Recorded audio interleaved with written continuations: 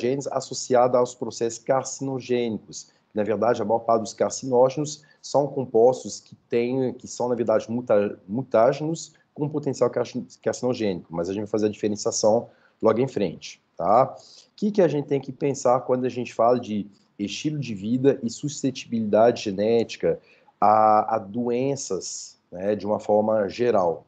Então, todos nós, só da gente viver, a gente está sujeito a vários compostos no nosso meio que têm um potencial mutagênico. Mesmo se não tivessem compostos mutagênicos, direto compostos químicos, várias outras situações virais, radioativas e até próprios erros de replicação, tudo acaba levando a alterações do nosso genoma. E uma coisa que eu acho bem interessante quando a gente fala de genoma humano, que antigamente acreditava-se que o genoma nosso era uma coisa muito estática, uma coisa muito fechada, muito conservada. E, na verdade, cada vez mais a gente percebe que o nosso genoma é um genoma extremamente dinâmico, extremamente moldável e mutável. Quando a gente fala de mutação, de modificação de genes, nós temos vários níveis potenciais para promover um processo de modificação. A gente pode modificar a estrutura do gene, mas podemos também modificar a capacidade de um gene se expressar por mecanismos epigenéticos. Então, na verdade, a compreensão do genoma e da capacidade de se expressar de forma diferente tem mudado muito, principalmente de alguns anos para cá, principalmente de algumas décadas para cá, novas concepções têm sido formadas sobre o nosso genoma. Provavelmente, assim, só para relembrar de formação de todos vocês. Então, nós temos o Wilton, que é médico. Oximano, qual que é a sua formação mesmo? Sou biomédico. É biomédico, né? Igual eu. Marcelo, você é biólogo, Marcelo? Sim, biólogo. Biólogo, e Elzinha é biólogo e profissional de educação física, mestranda em genética, um punhado de outras coisas, né, Elzinha? Tem vários outros É um pacote. É um pacote, né? E pior, a gente não vai nem falar que é um pacote fechado, que é um pacote em constante expansão, assim como todos vocês também, né? Tentando fazer, obviamente, um processo de mestrado em genética. Então, por mais que a gente fale de muita gente, a gente sempre fala da parte genética. E aí, nesses pacotes, né, a gente fala do nosso pacote, que é o nosso genoma. O nosso genoma, a gente está falando que a gente costuma pensar que é um genoma extremamente estático, e, na verdade, é um genoma extremamente dinâmico. O genoma nosso diploide ele tem aproximadamente 6 bilhões de nucleotídeos. Então, imagine só, 6 bilhões de nucleotídeos para conter todas as nossas informações. E esses nucleotídeos, na verdade, esse genoma de uma forma geral, o que eu acho muito intrigante, que somente 2% do nosso genoma é de fato codificador. Somente 2% acaba sendo decodificado em um produto proteico. E os outros 98% do nosso genoma são regiões que não são diretamente associados à expressão gênica, mas indiretamente estão muito relacionados à expressão de genes, a controle de expressão de genes, a controle de expressão de mecanismos de compactação e descompactação de genoma.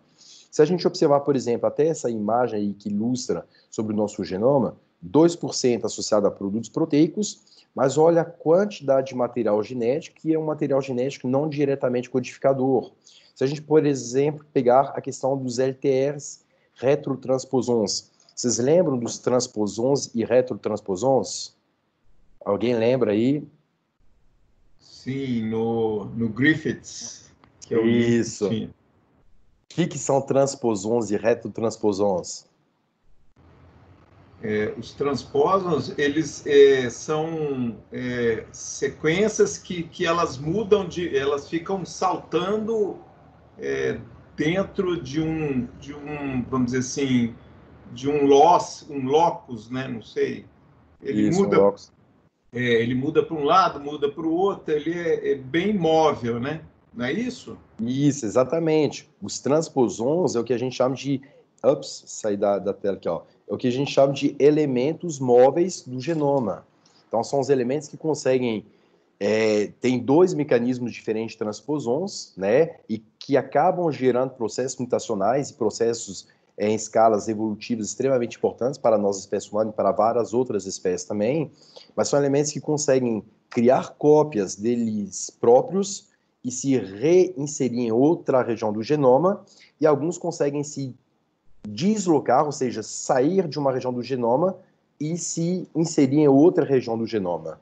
Tá? Então, tem uns que fazem Ctrl+C, Ctrl+V, e uns que fazem Ctrl+X, Ctrl+V. Então, são os elementos móveis do genoma. A maior parte desses transposons tem uma origem viral.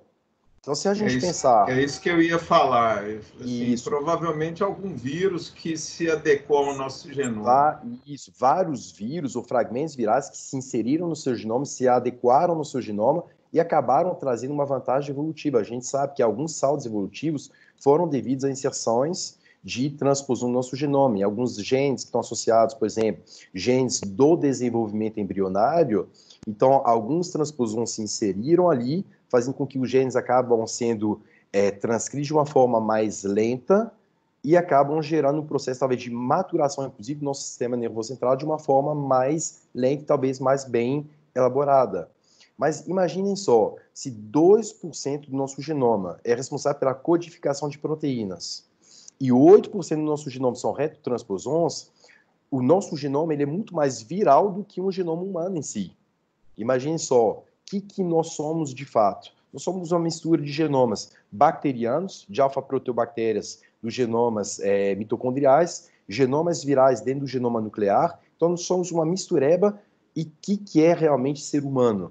O ser humano não é ser humano, é uma mistura, na verdade, evolutivamente, de vários genomas que se misturaram, que foram, inclusive, se replicando e autorreplicando e continuam fazendo esse processo, que a gente consegue ver alguns mecanismos de inserções recentes em algumas populações, né, quando a gente faz o acompanhamento, por exemplo, dos ameríndios ou das migrações das populações humanas no mundo, a gente consegue ver pequenas inserções de novos transposons em algumas populações. Então, a gente sabe que esses elementos ainda estão promovendo processos mutacionais, ainda estão associados a várias doenças, por se inserir em genes que precisam estar ativos e acabaram se inativando por causa de uma inserção de um retrotransposon, por exemplo. Então, o nosso genoma ele é extremamente dinâmico e é difícil falar que o genoma é um genoma humano. O nosso genoma, obviamente, é um genoma humano, ele é uma mistura de vários outros genomas que ainda estão em constante movimentação, em constante modificação, tá? E aí, quando a gente fala do genoma humano, só para ilustrar também, aqui é uma tabela que ilustra sobre os nossos diferentes materiais genéticos, né, do cromossomo 1, do cromossomo 2, do cromossomo 3, até chegar no cromossomo autossômico 22, XY e o genoma mitocondrial, mostrando inclusive o comprimento de cada cromossomo. Então, se você pegar o cromossomo 1, que é o maior cromossomo nosso, ele tem em torno de, se pegar todo o DNA dele e esticar, vai ter em torno de 8,5 centímetros de DNA. Um só cromossomo de uma única célula, esticando todo o DNA, 8,5 centímetros. É muito material genético. Tá? Cromossomo Y, cromossomo pequeno. Genoma mitocondrial, ele tem 0,005 milímetros. Ele é pequeno, mas mesmo assim é muito genoma. Enquanto o cromossomo 1 tem aproximadamente 248 milhões de pares de base, um genoma mitocondrial tem apenas 16 mil pares de base, aproximadamente. Então, nós temos diferenças em tamanho de genoma, tá? Quando a gente fala de particularidade de genomas isolados, que são genomas cromossômicos, que todos eles juntos compõem o nosso genoma humano, tá? O genoma nuclear e o genoma extranuclear, que é o genoma mitocondrial. Nós temos genomas diferentes, com características diferentes, tá? O nuclear e o extranuclear. Mas o que mais me chama a atenção, quando eu vejo essa tabela, é isso aqui, a questão da variação presente nos genomas. Então, quando começaram os primeiros estudos de sequenciamento, para saber como é o nosso genoma, qual é a sequência de nucleotídeos do nosso genoma, conseguiram perceber que quando eu começava a sequenciar um genoma e sequenciava o genoma de outra pessoa e de outra pessoa, existia uma variabilidade muito grande entre esses genomas. Só no cromossomo 1, que é o maior cromossomo nosso, existe um registro de mais de 12 milhões de variações desse genoma. Um genoma de 248 milhões de pares de base, existe 12 milhões de regiões que apresentam algum tipo de variação. E de onde que vem essa variação toda? que vocês acham?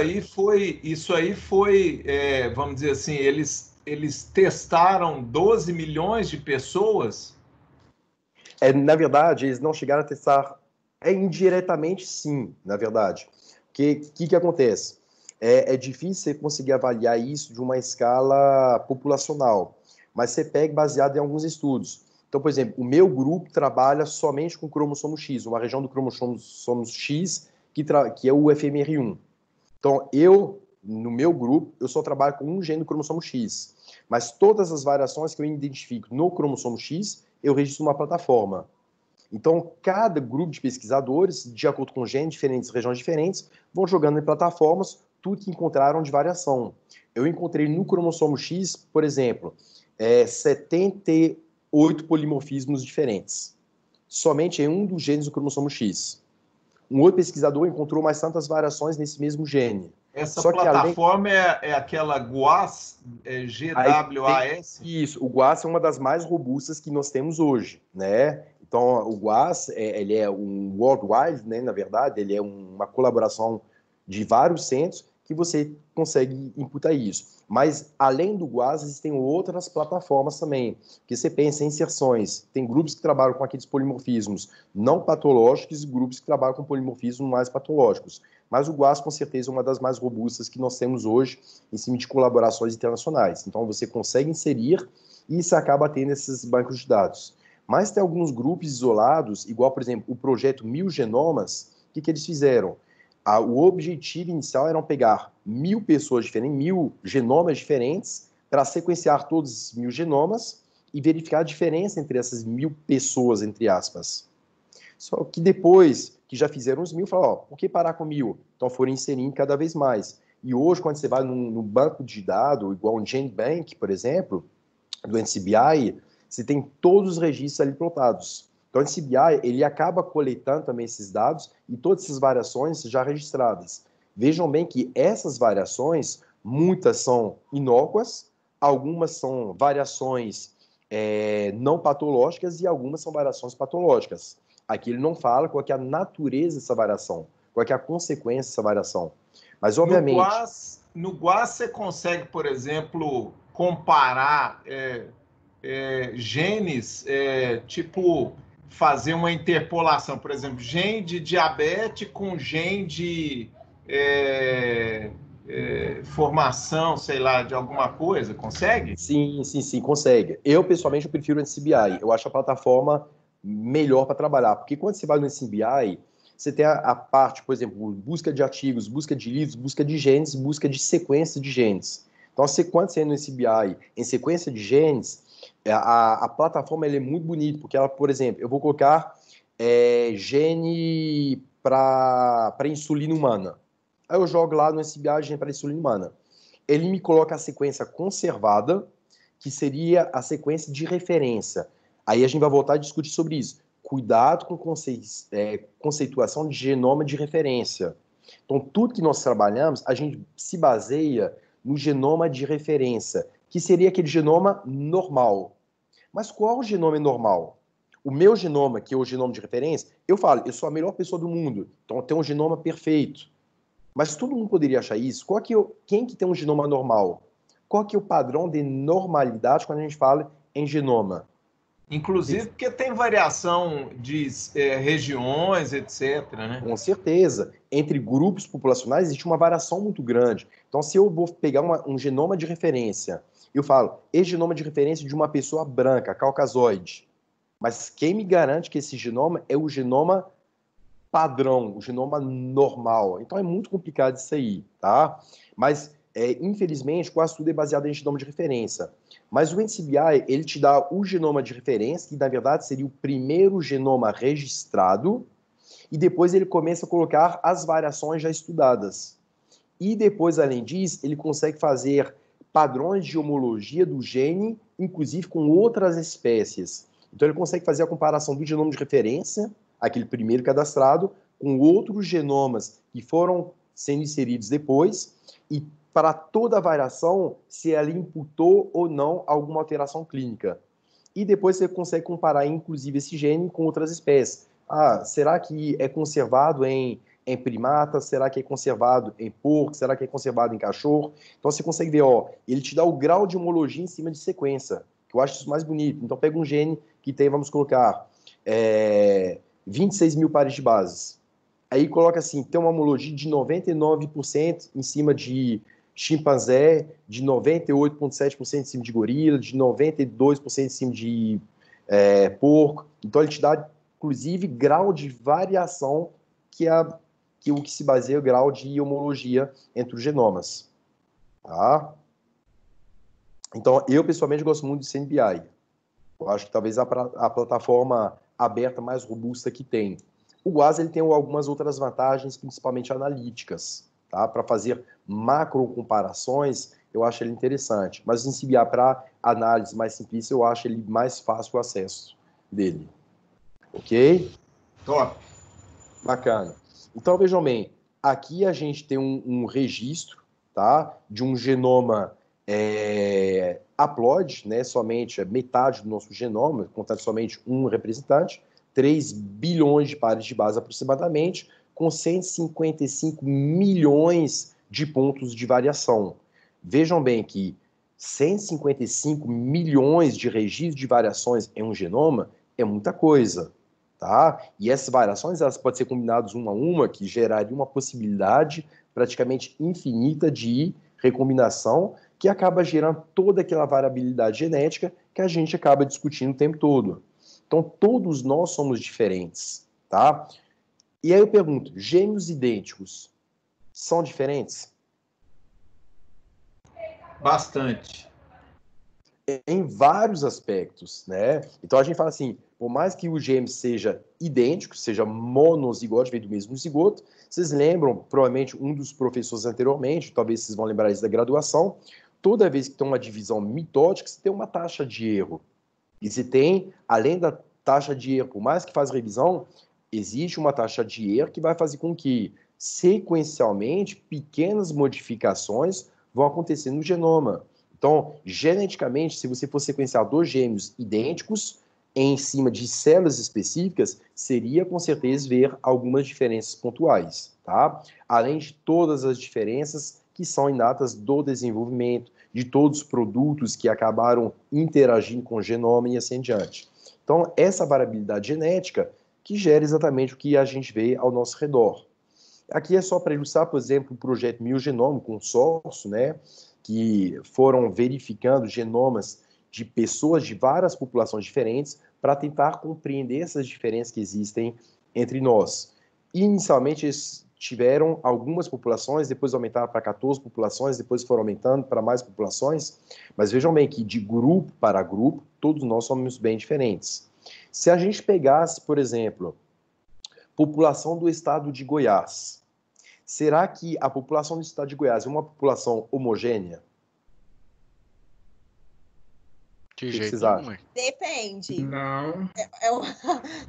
Tudo depende. Homogênea em que sentido? Acho que não. A nível Geneticamente. genético, não. Na realidade, Não, as populações homogêneas são aquelas habitantes de pequenas ilhas, tipo, por exemplo, a Sardenha.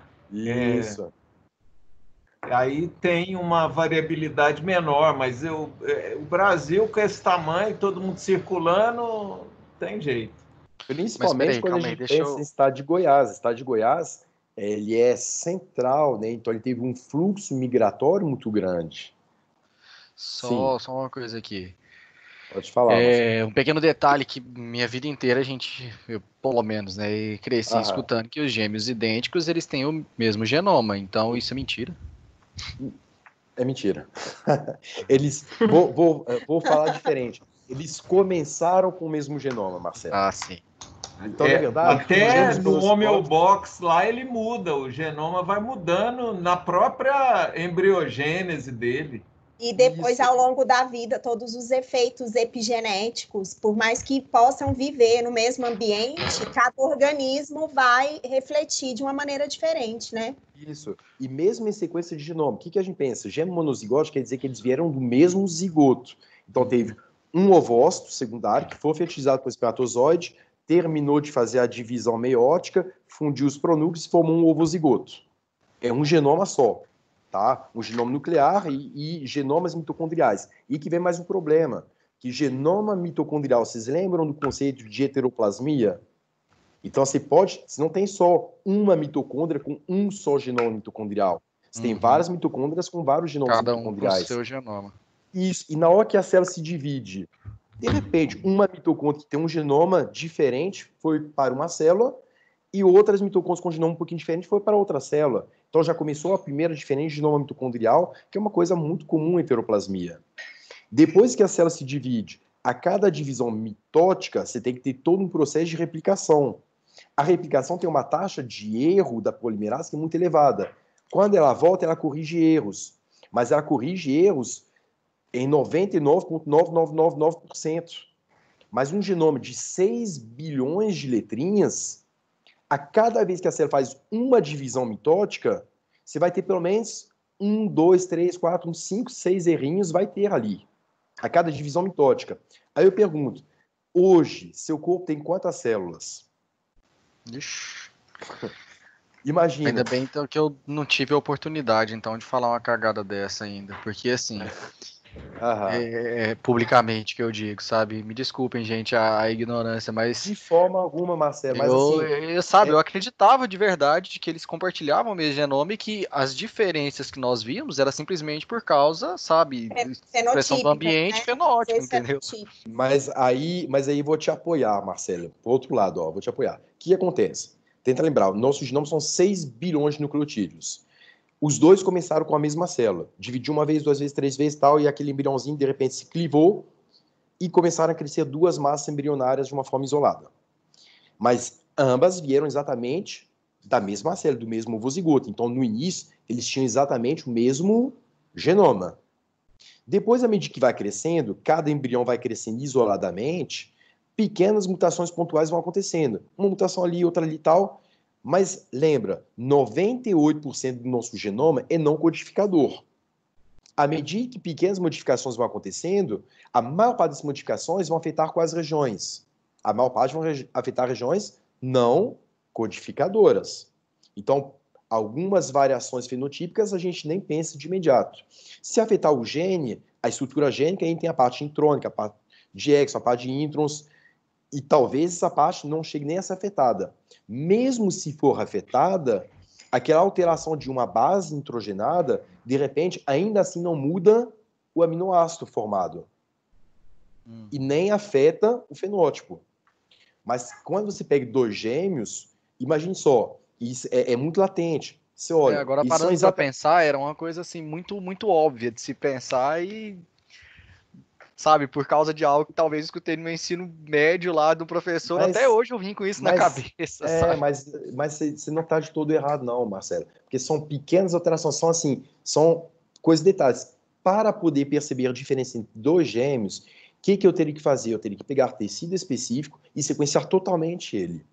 Fazer um sequenciamento completo do genoma para conseguir perceber pequenas diferenças. Se é que eu vou conseguir perceber ainda, tá? Porque aí, quantitativamente, imagine só, às vezes você tem na medula óssea, que produz o sangue, você tem pequenas variações de genoma.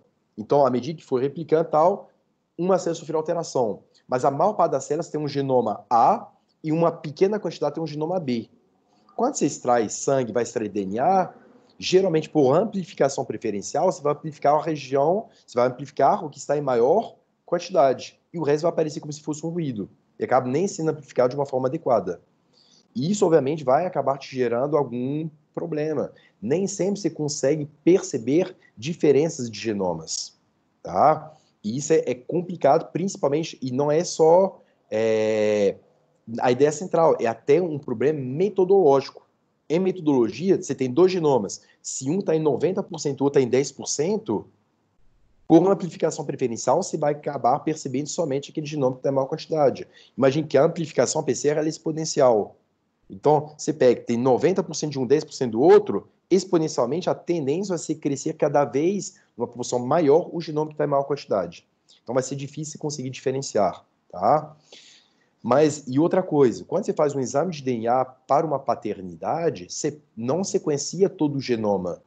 Você vai analisar algumas variações que não são nem pontuais, geralmente são variações externas, aquelas variações em tandem, de 16, 18, 21, 23, 27 regiões do genoma somente.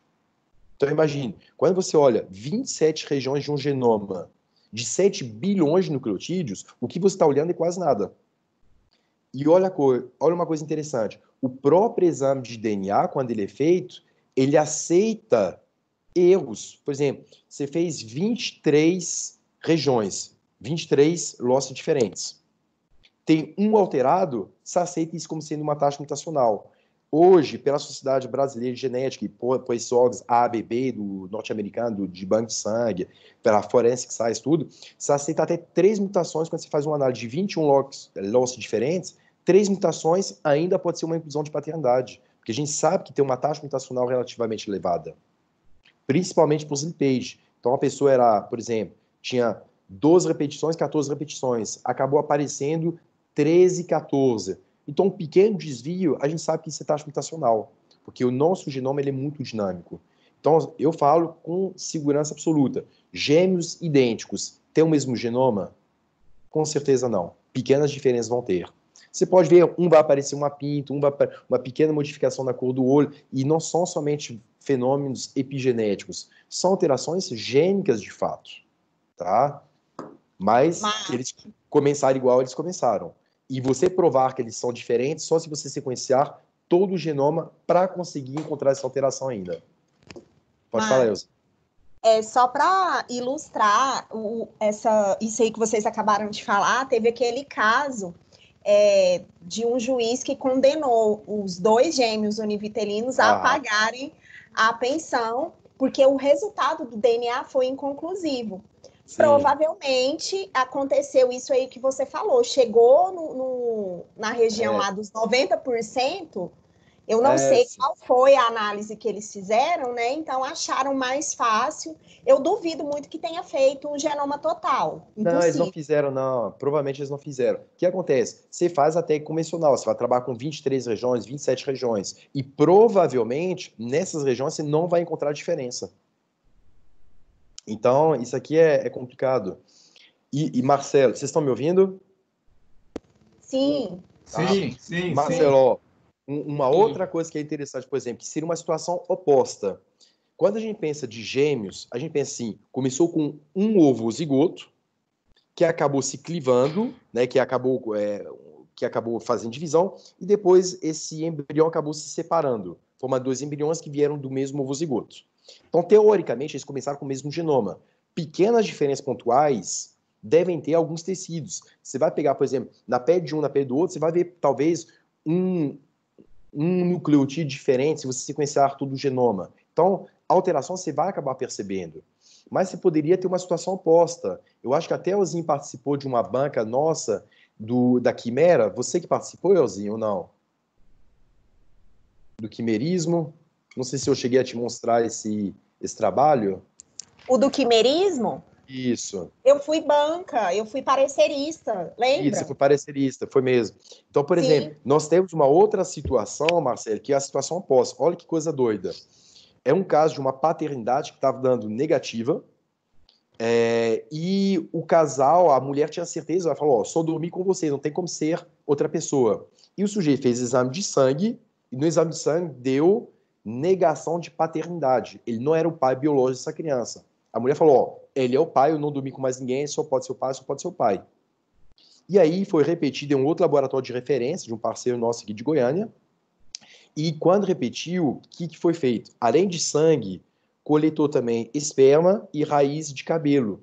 O que aconteceu? No sangue, ele tinha um perfil genético. Na raiz do cabelo, ele tinha outro perfil genético totalmente diferente. E quando a gente reduziu os filtros todos, você percebeu que na amplificação tinham 2 alelos, um paterno e um materno, bem elevados, mas tinha resíduo de 2 outros alelos menores. Essa pessoa era uma quimera humana. Ele foi produto de 2 ovos zigotos fertilizados que acabaram se juntando, formando uma única massa embrionária. É como se fossem 2 gêmeos fraternos, dizigóticos, que cresceram em um só corpo. Uma mesma pessoa, cara. Aí ele tinha... Isso dá... Gente, eu pensei muita besteira. É como se fosse um mosaico? Isso, ele é diferente do mosaico, porque o mosaico ele vem da mesma origem embrionária, e a quimera não. A São quimera é fusão duas origens. de duas origens diferentes. Então, mosaicismo, você vai ter alguma variação. Por exemplo, você pode ter uma pessoa que é 46XY barra 45XX0. É uma quimera, porque se ela veio da mesma da mãe origem. desse cara. Mas na verdade é um acaso. É raro acontecer, mas se não tivesse feito um exame de DNA de tecidos diferentes, não conseguiria provar. Aí toda vez que você tem um filho, você doa o seu esperma. Mas quando você testa a paternidade, você testa o sangue. E às vezes tem perfis genéticos diferentes, que foi o que aconteceu nesse caso de quimerismo humano. São casos raros, difíceis de detectar, mas hoje existem ferramentas para isso. Mas tem que reduzir filtro, melhorar a capacidade analítica, e não é uma coisa fácil, de fato. Se for o caso, depois disponibiliza o trabalho da Julie para os meninos lerem. Gente, você vai lendo o trabalho assim, é dramático, as histórias. É dramático, porque é tão sério, assim, se não tiver esse conhecimento, se não tiver essa perspicácia da ciência em ir atrás, em ter essa desconfiança do que possa ser, entendeu? É bem complicado. Com certeza, com certeza. Imagina, e o cara já tá falando, não, eu não sou pai da criança, a mulher me traiu, e na verdade era realmente o pai, mas porque ele era uma mistura de dois genomas. Era como se fosse dois gêmeos, né, que em vez de ter um processo de separação, igual os chipófagos, né, acabaram juntando em um só corpo. E é uma coisa, assim, bem diferente. Então, quando a gente fala de genoma, a gente tem que tomar muito cuidado, porque nosso genoma é uma coisa dinâmica, não é uma coisa estática. Ele sofre muitas modificações, só que a gente só consegue perceber essas modificações se eu fosse fazer um sequenciamento completo. Tá? Então, por exemplo, só para ilustrar, um dos polimorfismos mais comuns, das variações mais comuns que ocorrem no nosso genoma, são os NIPS, aquele de um nucleotídeo único na mesma posição. Então, aqui ó, tem um genoma que tem a sequência GCA, A e continua. GCA, G, GCAT. O que está variando de uma pessoa para outra, um tem uma adenina, outro tem uma guanina, outro tem uma timina. Essa variação, que é extremamente comum, a gente considera que assim, existem milhões de variações por genoma haploide. Aí, ó, quando a gente está discutindo de genoma de referência, qual desses três genomas que é o genoma certo, que é o genoma de referência? Existe algum genoma que é o certo? Não tem como dizer. Tem voltado na ancestralidade de uma bactéria de origem a isso. Isso. Aí, o que a gente pensa em fazer para pensar que é o genoma de referência? Teoricamente, aí tem que tomar muito cuidado, mas teoricamente, se eu sequenciar toda uma população, eu vou pegar aquele alelo, aquele SNPs que tem a maior frequência como sendo o original. Então, eu vou fazer uma inferência que aquele alelo que aparecer maior frequência seja ele que começou tudo. E os outros que estão numa frequência menor são apenas variações, são produtos de modificação. Mas eu tenho igual o grupo sanguíneo O, que é o original. Que deve ser o original, né? Por causa da maior frequência dele. Eu acho que é 30%, sei lá, 20%. Isso, que é assim, eu trabalho muito tempo em banco de sangue, então a gente vê O, é muito comum, depois vem A, aí vem o B, que cai a frequência. Então a gente consegue perceber, eu penso, ó, se O é mais frequente, provavelmente eu acho que é o original. Mas o que é original? Será que eu posso basear a frequência somente em original? Se eu pegar, por exemplo, estado de Goiás, e eu fizer um estudo de polimorfismo, nós somos uma população extremamente misturada. A população do estado de Goiás, vocês acham que, geneticamente, ela é mais próxima de populações europeias, de populações indígenas ou de populações africanas? Eu sei porque eu vi uma menina que estuda genética de população lá de Brasília, da UNB. Eu sei, porque eu vi o trabalho dela, mas deixa os meninos chutar aí. Eu chuto aí, que é cuidado, tudo menos porque Brasília e Goiás é diferente. É mesmo, Mark. Ela fez de Brasília.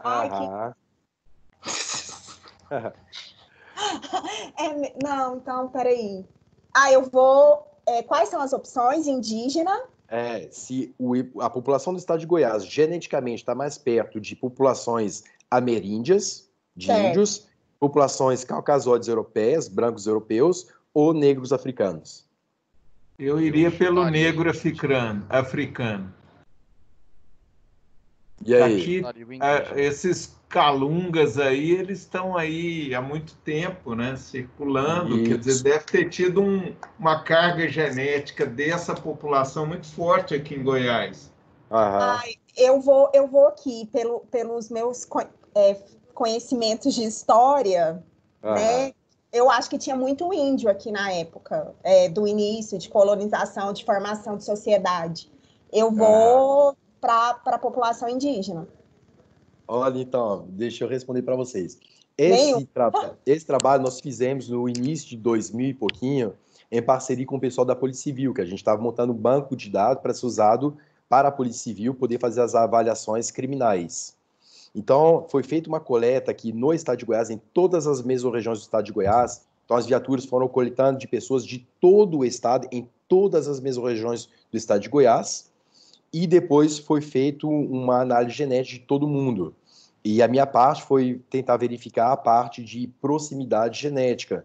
Então, a gente pegamos vários elementos, inclusive trabalhamos com transposons, né, que são interessantes para verificar sobre dinâmica populacional, e fizemos uma plataforma para comparar a população do estado de Goiás, o produto genético da população do estado de Goiás, e comparamos com várias populações no mundo inteiro.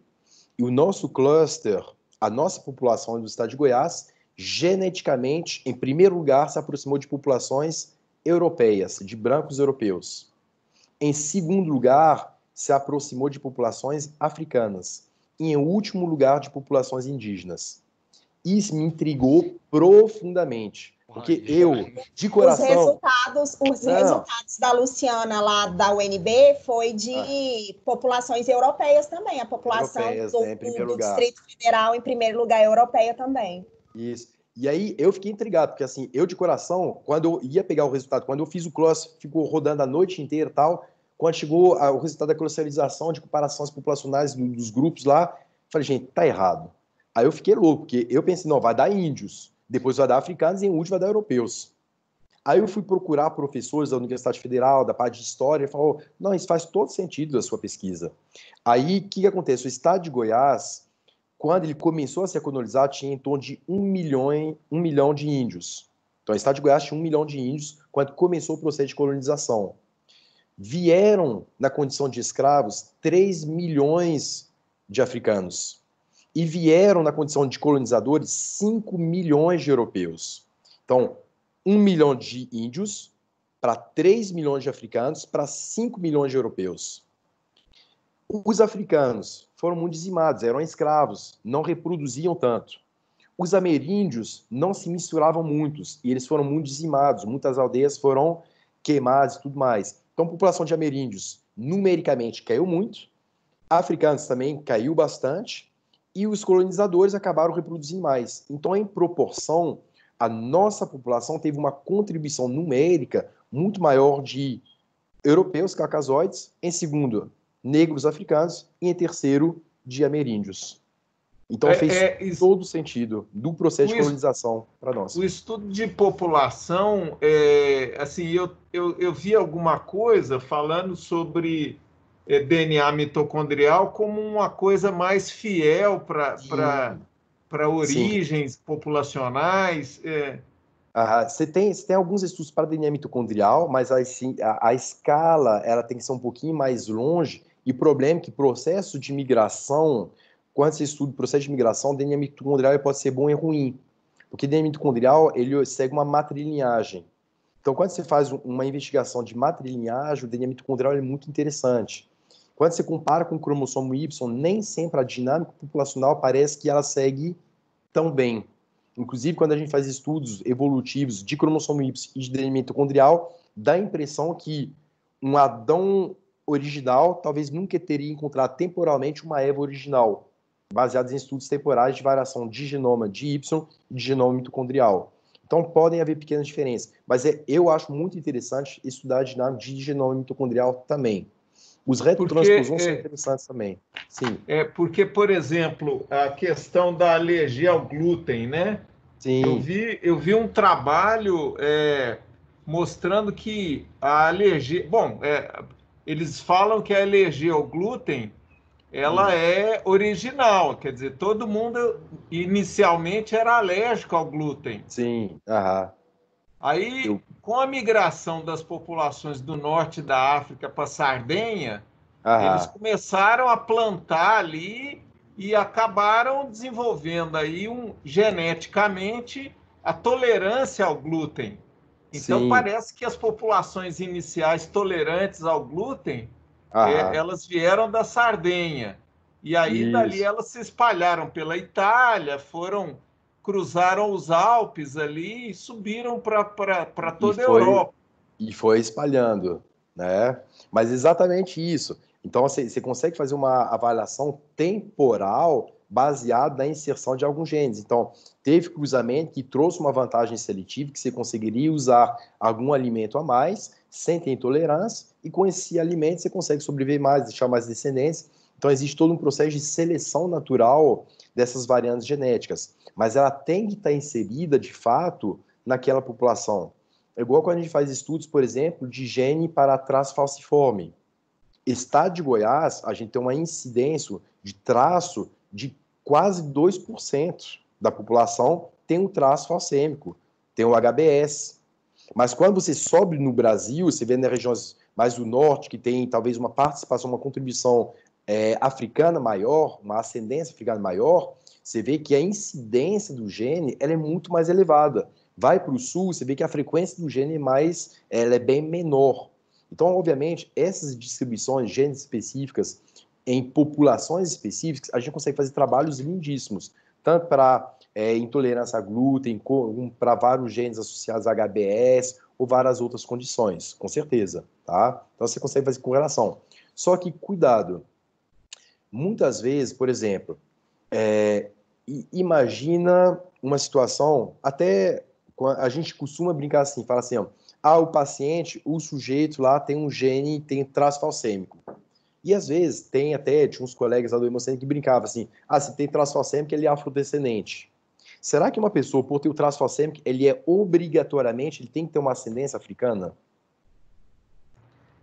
Assim, foi uma seleção que aconteceu na África Aham. por causa do plasmódio, né? Mas assim, Isso. não Da Seleção malária. necessariamente. natural. Não necessariamente. Lá a frequência do gene aumentou, mas é possível encontrar uma pessoa que tem esse gene diferente sem ter uma condição de malária endêmica? Poderia ser uma mutação. Eu acredito que sim, da mesma forma que mutou lá, pode mutar em outro Exatamente. lugar. Exatamente. Então, lá teve uma seleção natural, teve uma mutação, mas não foi uma mutação proposital para gerar uma resistência para o Plasmodium. Foi uma mutação que acabou sendo selecionada positivamente porque tinha uma incidência elevada de Plasmodium. Então, às vezes, uma variante gênica acaba sendo selecionada e a frequência do gene pode aumentar e diminuir, mas não pela mesma origem. Por exemplo, imagine esse paciente que tem esse gene A, que é o gene comum, o gene em maior frequência. De repente, apareceu um gene G e um gene T, que não traz vantagem seletiva nenhuma. Só que, de repente, essa variante do gene T deixa pessoas menos suscetíveis ao coronavírus, hipoteticamente. Será que esse gene T pode aumentar a frequência da população?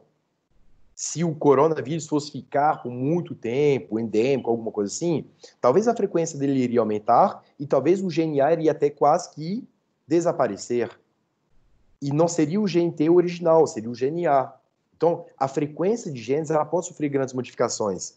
Tanto é que quando a gente faz uma avaliação, investigação de vínculo genético, a gente não trabalha com regiões gênicas, a gente trabalha com regiões não gênicas, porque não tem pressão seletiva. Que se tiver pressão seletiva, a frequência do gene sobe e desce de acordo com as condições ambientais, tá? Então a gente tem que tomar muito cuidado quando a gente fala em processo de evolução. Frequências gênicas podem subir ou diminuir de acordo com peso, se for produto de pressão seletiva. Regiões que não sofrem processo de pressão seletiva, a frequência ela segue o quê? O equilíbrio de Ardy-Weinberg. Vocês lembram de evolução?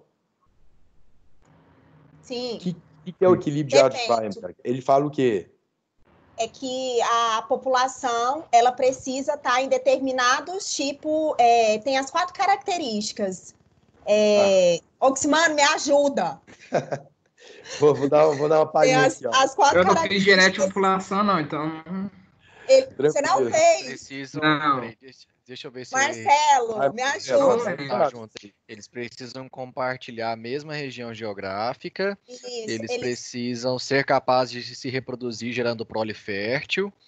Eles precisam. Ai, tem uma parada lá da mutação. Olha aqui, ó. Então, vou tentar resumir aqui para ver o que é importante para a gente, ó.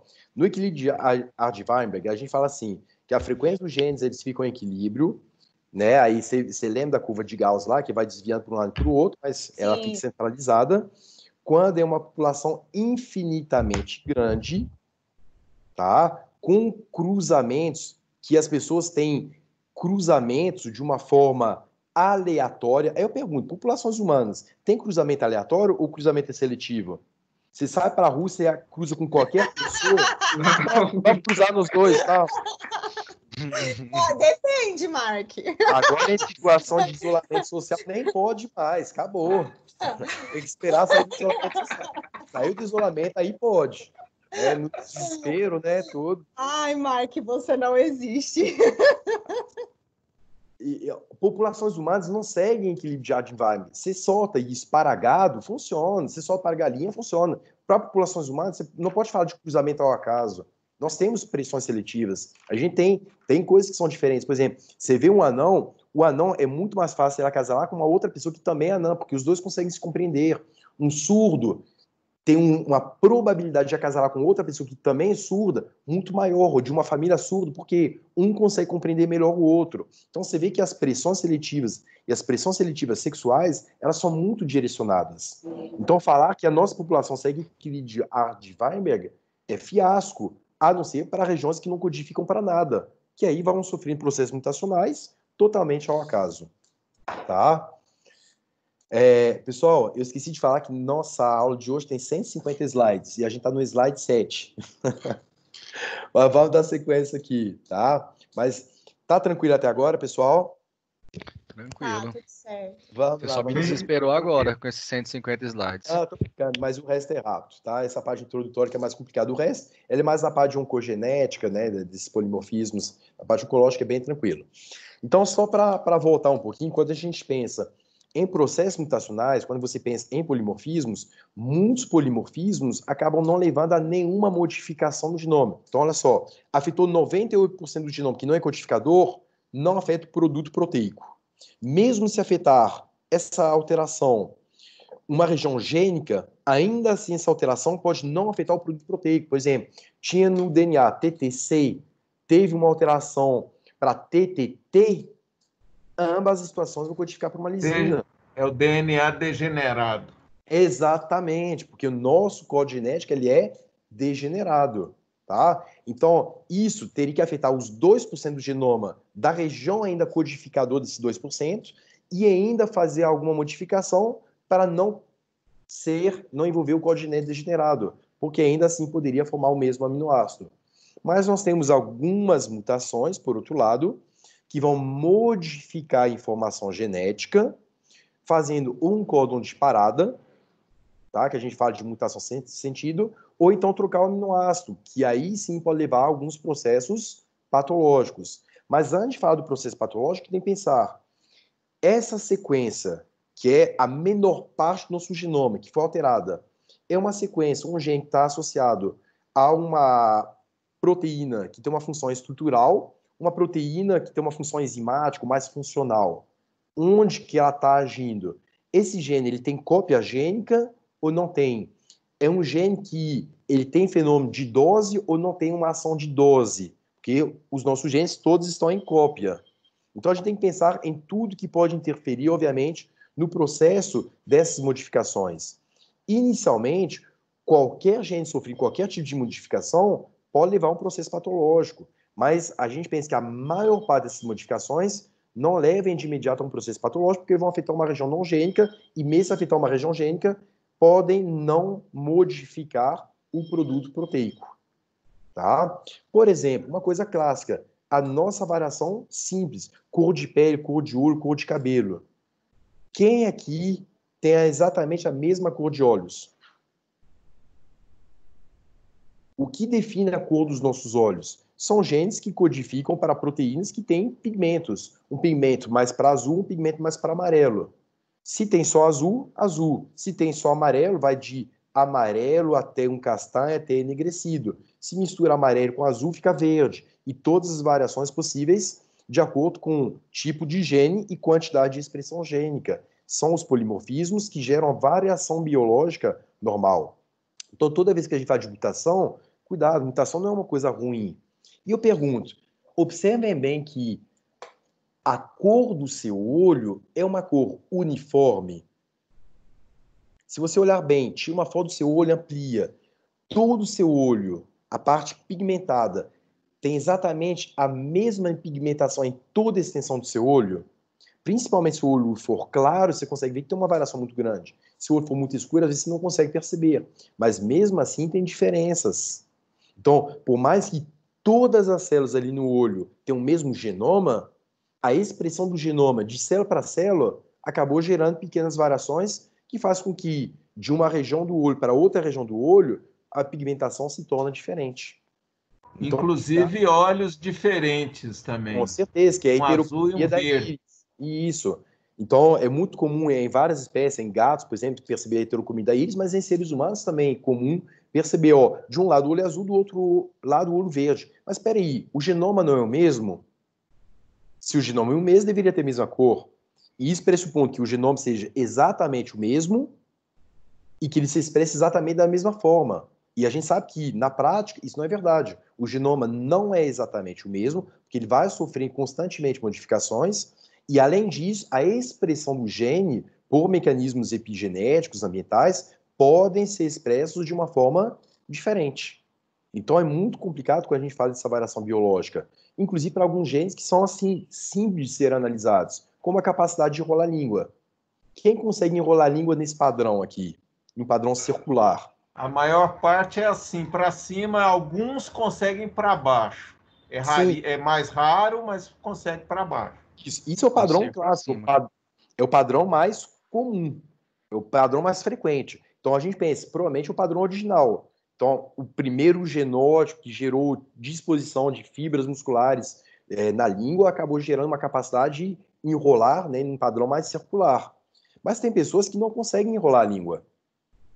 Essa pessoa, ela é anormal? Anormal? Não. Não, é uma pessoa normal. É apenas uma variação biológica. Então, é uma variação tá genética. Legal, que você tá falando da Miley Cyrus, né? Mas... Ela é maravilhosa. Maravilhosa. Olha o tamanho da língua dessa mulher, gente. Para e pensa, né? Mas vamos lá. É um linguão. Mas ela não consegue enrolar a língua. Mas ela continua com o linguão, tá? E existem outros padrões que são diferentes. Alguém consegue enrolar a língua nesse padrão? Esse tipo de gente eu já tenho medo.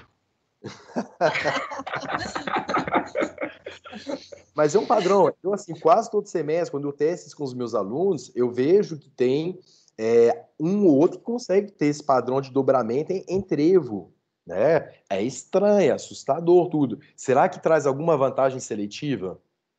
Não sei. Se trouxer uma desvantagem seletiva, a tendência é ser eliminada. Se trouxer uma vantagem seletiva, talvez a tendência dessa característica é aumentar na população. Mas, obviamente, isso tem que ser testado, né? Mas é um padrão diferente. E além desses padrões que a gente chama de padrões normais, entre aspas, tem aqueles padrões que começam a beirar um processo talvez patológico. Por exemplo, a polidactilia. Então, a gente sabe que tem um gene autossômico dominante, mas que tem uma penetrância, uma expressão extremamente variável, né? Mas essa condição, ela é patológica de fato? Será que é? Será que não é? Não sei. É difícil falar, porque o processo patológico, ele é inerente à pessoa e não à alteração em si. Então, para algumas pessoas não é patológico, para outras talvez seja, tá? Mas eu acho difícil uma pessoa com uma polidactilia, junto com uma sindactilia, por exemplo, aqui, conseguir ter uma vida 100% normal. Pergunto, isso é bom ou é ruim, essa polidactilia? O que vocês acham?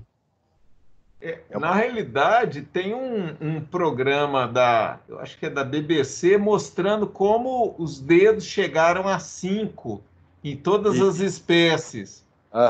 Os primeiros animais, eles tinham mais dedos do que 5. Depois, devagarinho, houve uma seleção e todos os animais, entre aspas, assim, mais avançados, passaram a ter 5 dedos. Mas os primeiros... tem um programa especificamente falando sobre a polidactilia, assim, o desenvolvimento dos dedos, né? Isso, então imagine só, você tem um pequeno gene alterado que faz com que no processo de desenvolvimento embrionário acaba surgindo mais dedos. Isso, eu falo assim, se essa pessoa fosse um nadador, ele teria uma vantagem seletiva muito grande. Para a nossa população, parece que numa escala evolutiva, acabou selecionando para a espécie humana, para primata de uma forma geral, primata de uma forma geral, selecionou para ter normalmente 5 dedos. É melhor ter mais dedos e melhor ter menos dedos? Não sei, é difícil falar, tá? Então, tudo é um processo de teste. Por exemplo, calvície tem aumentado muito no mundo. Calvície é uma coisa boa ou ruim? Esteticamente, talvez não é uma coisa boa, mas traz alguma vantagem seletiva, porque existem cada vez mais pessoas calvas. Eu acredito nisso piamente, viu, pessoal?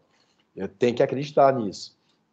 Mas, obviamente, a gente vê que existem várias alterações que são normais da população e a gente nem pode saber com certeza se de fato são características que são patológicas. Então, existe uma variabilidade genética, uma variabilidade fenotípica muito grande. Mas, em algumas condições, obviamente, acabam incorrendo a um processo patológico. Tá? Dentro